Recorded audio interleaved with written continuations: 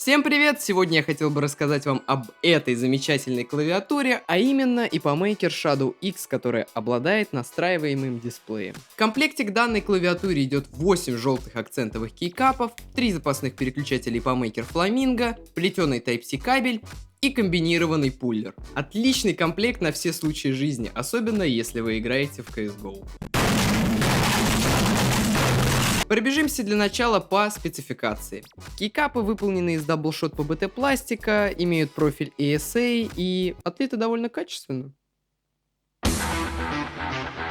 Свечами для этой клавиатуры стали линейные фирменные переключатели от IPMaker, а именно Flamingo. Это линейки, которые смазаны с завода, обладают Double Stage пружиной длиной в 22 мм, а вес нажатия в bottom-ауте составляет 60 грамм. В качестве материалов выступают поликарбонатные хаузинги и POM-стэм. На удивление, данные свечи не ощущаются сильно тяжелыми и не являются сильно звонкими. Да и их плавность на очень высоком уровне, с учетом того, что это поликарбонатные хаузинги. Стоковый прилюб оказался невероятно равномерным, изначально я даже подумал, что это хендлюб.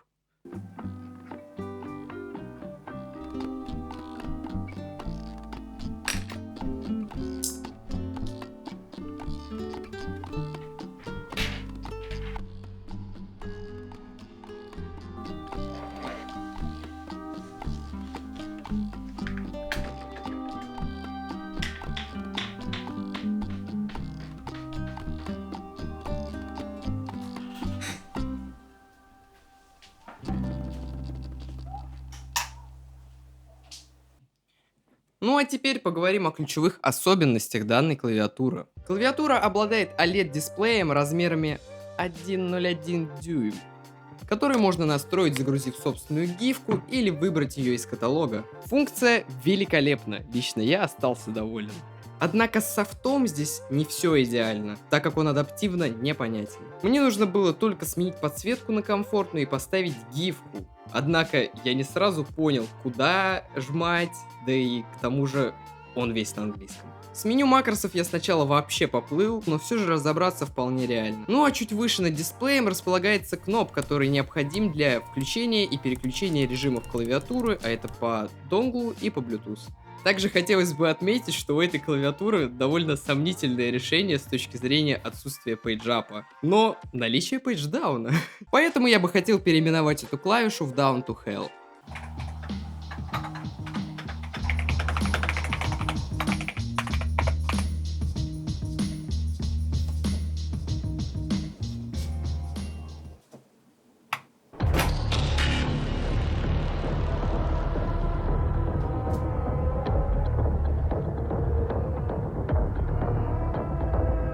А как обратно? К сожалению, на данной клавиатуре отсутствуют VIAC, UMK или VIAL. Переназначение клавиш тоже невозможно, можно лишь дополнить ее специфическими клавишами, вроде переключения треков, прибавления и убавления громкости и остальные функциональные клавиши. Что немаловажно, данная клавиатура отлично подойдет для гейминга, так как обладает подключением в 1000 Гц, как по проводу, так и по беспроводу, и это очень приятно. Если вам нравится информация, которую вы сейчас получаете, то подписывайтесь. Ну а теперь предлагаю поговорить о строении данной клавиатуры и о самой плате. Клавиатура имеет RGB подсветку, у которой, разумеется, можно менять режимы и настраивать ее яркость. И что немаловажно, это южный диод.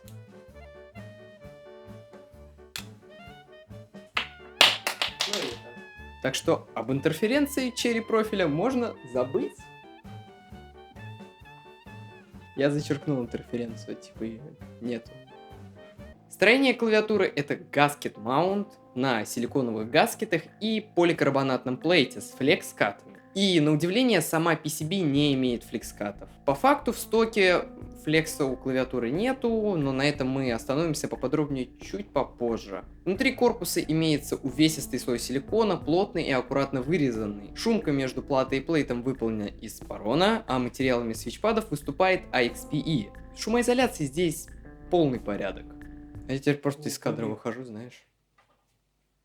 Наверное, я ранее не упомянул, что это FRL TKL. Я как человек, который любит компактность и лаконичность рабочего места, всегда выбираю более маленькие клавиатуры для постоянного использования. Но не совсем люблю, когда клавиатура слишком урезана. Как, например, отсутствие некоторых русских букв на 40% клавиатурах. Но наилучшим для меня лейаутом в повседневном использовании является 50%. То есть без цифрового ряда, так как на 40% клавиатурах цифры я нажимаю машинально через FN. Вот так выглядит этот формат в сравнении с другими.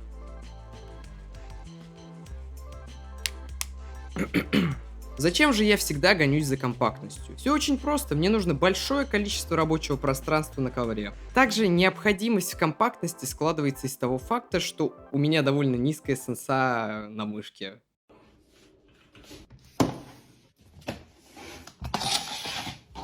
Да и компактные клавиатуры зачастую выглядят очень лаконично на рабочем столе. Ну а теперь перейдем к проблемам данной клавиатуры. Основной проблемой данной клавиатуры является то, что здесь стоят очень плотные гаскеты, из-за чего клавиатура ощущается как треймаунт строения. Но помимо жестких гаскетов, проблемой также является толщина печатной платы, а это 1,6 мм. Тогда вопрос, почему на PCB отсутствуют флекскаты?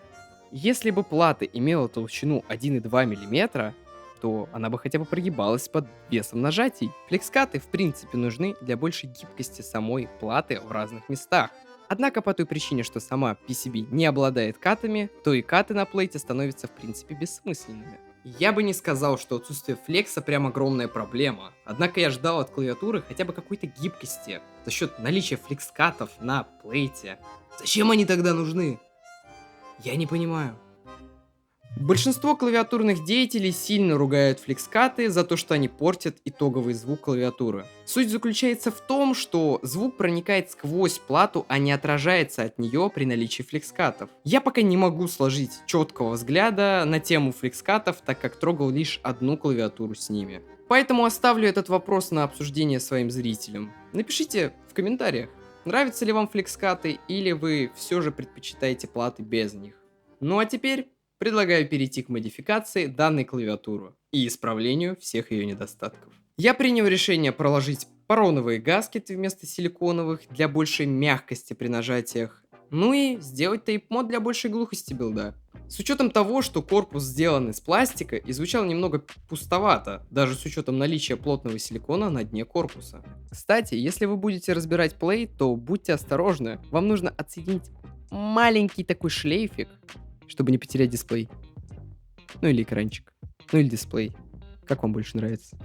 Установлены на данной клавиатуре Plate Mount стабы, которые, на удивление, оказались вообще не смазаны. Нет, ну, разумеется, на скобе было немного смазки, но это явно их не спасло от дребезжания. Помимо этого, стабилизаторы оказались не приклипт, чего я довольно давно не видел. Последний раз я сталкивался с неприклипт стабилизаторами на Red Dragon K617. Хаузинги стабилизаторов я смазал 205-м G0 от Geekside, ну и без всяких раздумий срезал торчащие ножки, так как не клипнутые стабы звучат не очень. Также стоит уточнить, что на Shadow X есть возможность установки PCB маунт стабилизаторов. Но учтите, что толщина печатной платы 1,6 мм. В основном продаются стабы для 1,2 мм печатных плат. Ну и немного про переключатели. Буду с вами честен, это первая клавиатура, у которой я не буду смазывать свечи. В тот момент, когда я изучал компоненты клавиатуры и, соответственно, вынимал переключатели, из них буквально сочилась смазка. Теоретически, если досмазать их, то звук станет тише, но на практике изменения будут крайне незначительны. Вот вам сравнение смазанных переключателей вручную и с заводской смазкой.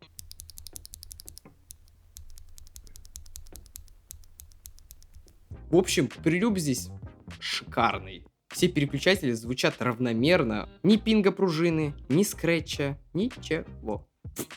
Вот вам тайпинг до моддинга и после.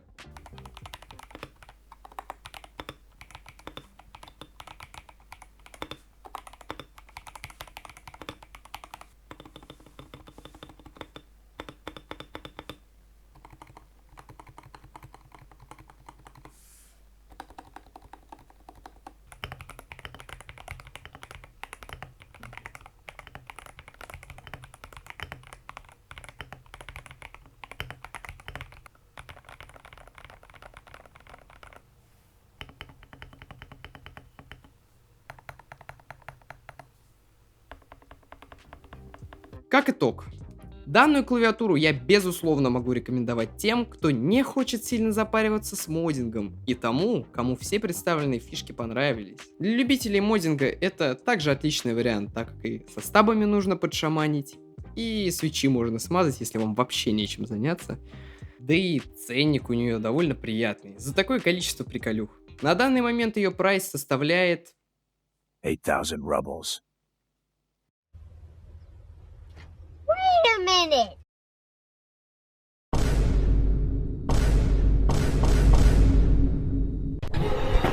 Stop it. Pet the monkey.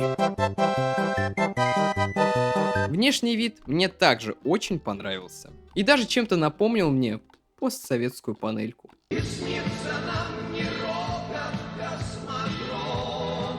И напоследок давайте еще раз пройдемся по всем ее минусам и плюсам.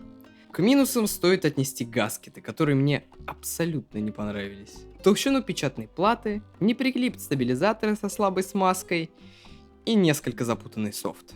Несомненными плюсами являются великолепные свечи для прибилд клавиатуры с просто невероятной стоковой смазкой, кастомизируемый дисплей, от которого я получил огромное количество удовольствия. Также шумоизоляция абсолютно везде, где это возможно. Плотный кусок силикона, качественная пена и 1000 Гц даже по донгу. Если вам нравятся все перечисленные фишки и ее дизайн, то она вряд ли вас разочарует. Ну а если вам понравилось видео, то вы можете посмотреть, как мы собрали Paint 27.